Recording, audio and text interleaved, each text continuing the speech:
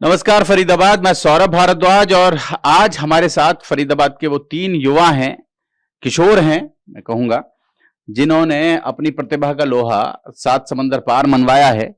Oxford आमंत्रित किए गए और वहां इन्होंने अपने विचार प्रस्तुत किए हैं। आप समझें, लंदन जाना और वहां अपनी बात रखना, गोरों को अपनी बात रखना, ये अपने आप में बड़ी बात है।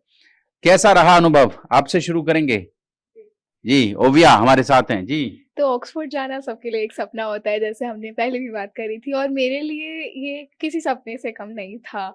वहाँ जाने के बाद, वहाँ पे सबको समझाने, एक कीनोट देने के बाद मुझे एक बहुत ही खुशी हुई कि मेरे अलावा भी और लोग हैं जो सुन सकते हैं मेरे मैसेज को, कि हमें एनवायरनमेंट को बचाना चाहिए और उसके लिए काम करना चाहिए।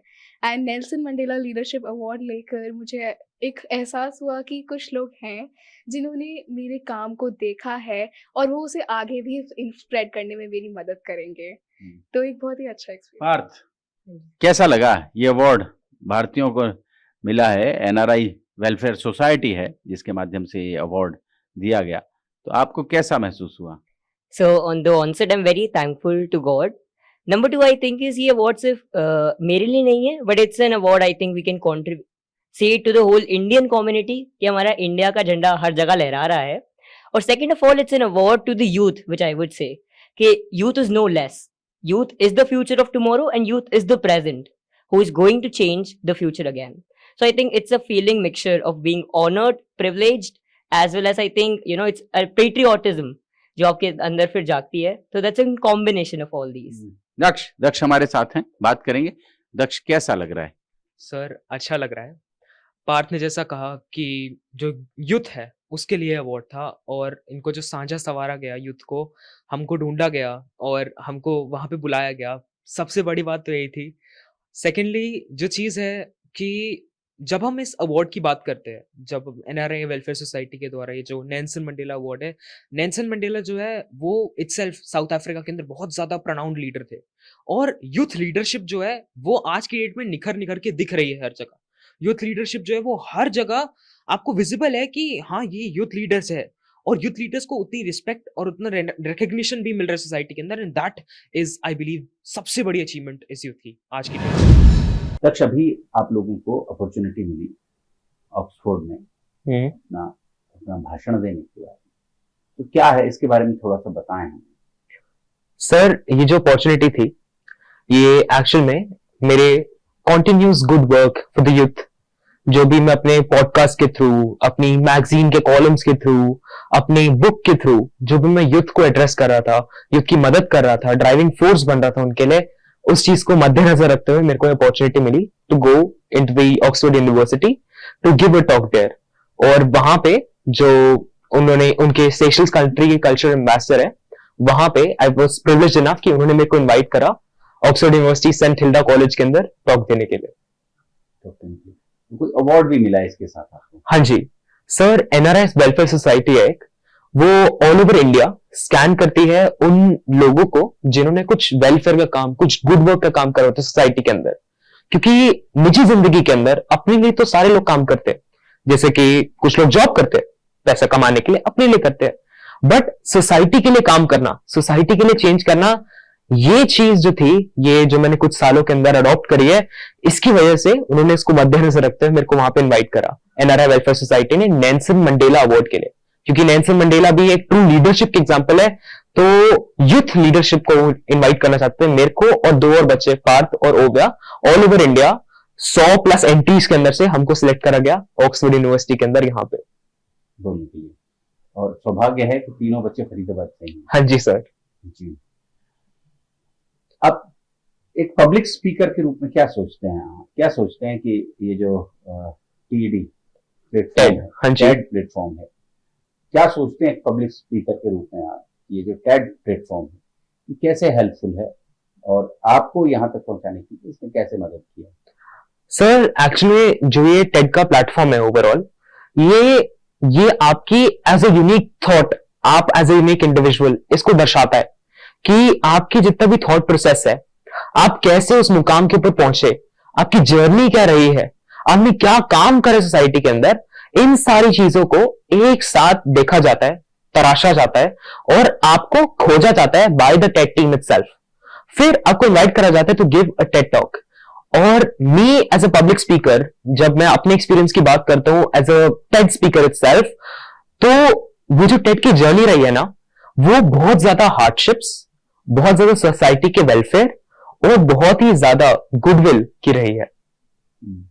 अभी मैं देख रहा था, अभी कुछ मैं इश्यूज देखे मैंने, वो जो मैगजीन है, यू टुडे मैगजीन है, उस मैगजीन के कुछ अंक मैंने देखे, तो उसके साथ आप जुड़े हुए, क्या क्या काम कर रहे हैं आप उसके लिए, और क्या कोर आइडिया क्या है इसके पीछे की मैगजीन जो चल रही है, ये मैगजीन क्या है?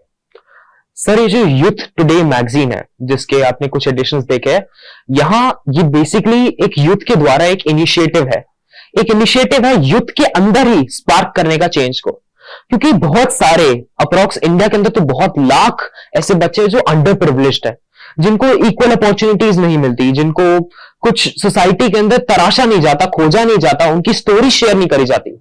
ऐसी स्टोरीज को हमने निखारा, ऐसी स्टोरीज को हमने देखा, ऐसी स्टोरीज को हमने अपने कॉलम्स के थ्रू पब्लिश करा। ऐसे यूथ के लिए हमारे जितने भी ड्राइव्स, जितने भी इनिशिएटिव्स थे, इन सब के बारे में हमने बात करी in that youth today magazine. और मैं बहुत टाइम से कंट्रीब्यूट कर रहा हूं इसके अंदर। पिछले 4 एडिशंस में से 4th एडिशन जो अभी लेटेस्ट वाला है, उसके अंदर I have been privileged enough to be selected as the editor in chief. और वहां पे उसके अंदर हमने बहुत ज्यादा यूथ के लिए काम करा है। अभी भी जो 5th एडिशन है, वहां पे भी we are organising a happiness webinar, well being के लिए बच्चों की। We are organising a webinar और वहां पे बहुत ही रिनाउंड स्पीकर्स भी आने वाले हैं। अपने बारे में थोड़ा कुछ बताएं हमें।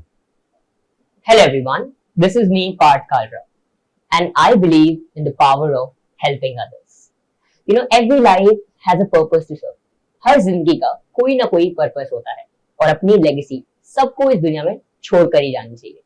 And by helping, I am trying to leave my legacy. I've got an opportunity to be on TEDx platform, be an author for 3 books, and now, by the grace of God, I've also received Nelson Mandela Award. And through these 4 mediums, I've been able to express myself and to advocate for the cause I am associated with, thalassemia, and bring a positive impact in the world. Partha, हम जो बात कर रहे हैं, आप public speaking में हैं, तो इसका कोई लाभ, कोई फायदा आप महसूस करते हैं कि इसका कोई फायदा होता है?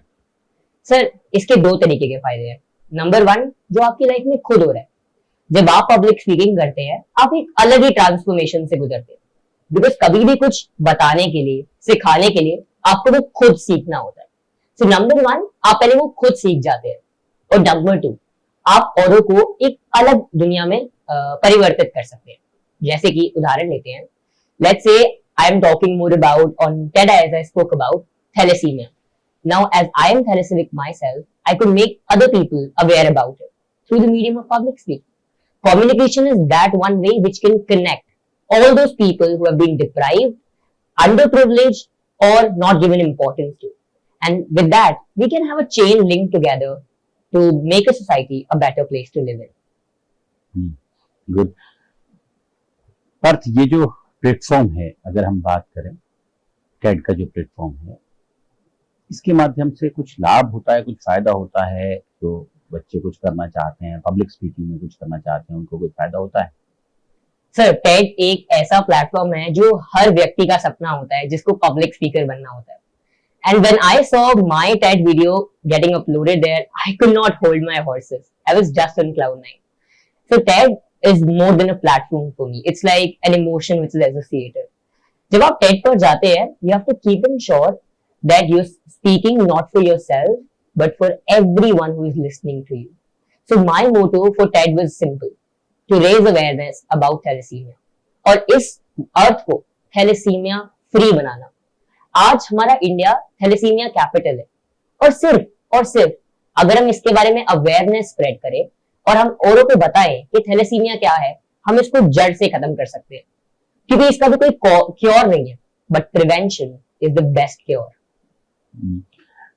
पार्थ, अगर हम बात करें कि अभी जो अवार्ड मिला है, ये ऑक्सफोर्ड जाकर, बहुत बड़ा प्लेटफॉर्म है ऑक्सफोर्ड, थैंक यू सर। और पूरी दुनिया उसकी तरफ देखती है। वहां जाकर भाषण देना, उन लोगों को संबोधित करना, अपने विचार उनके सामने रखना एक बड़ी अपॉर्चुनिटी होती है, और खासतौर से भारतीय तो सदा से इसके लिए लालायित रहे हैं, तो कैसा महसूस करते हैं आप? So first of all, I feel so humbled and grateful that, you know, God has given me this opportunity, and I always link myself to Lord Krishna. It just came on his birthday that it was the Janmashtami, and I received this honor that I was invited. So first of all, I always thank God, and number two, I thank Priyanka ma'am for always helping me to it. I think, sir, as you stated, it's an honor for every kid. So is it for me. United Kingdom, and they got us invited from the Oxford, which is a privilege. Like, only few kids were chosen from the India, and I'm feeling proud that I'm one of them. We were chosen because we had been working for You Today magazine. I had spoken on the TED platform, and I've written the 3 books. So they chose me because of the literary contribution and also what I did on TED by advocating for thalassemia. Youth today magazine मैं अभी देख रहा था, पन्ने पलट रहा था, तो उसके लिए आप काम कर रहे हैं, लगातार काम कर रहे हैं। क्या क्या उद्देश्य से इस पत्रिका को निकाल रहे हैं आप लोग?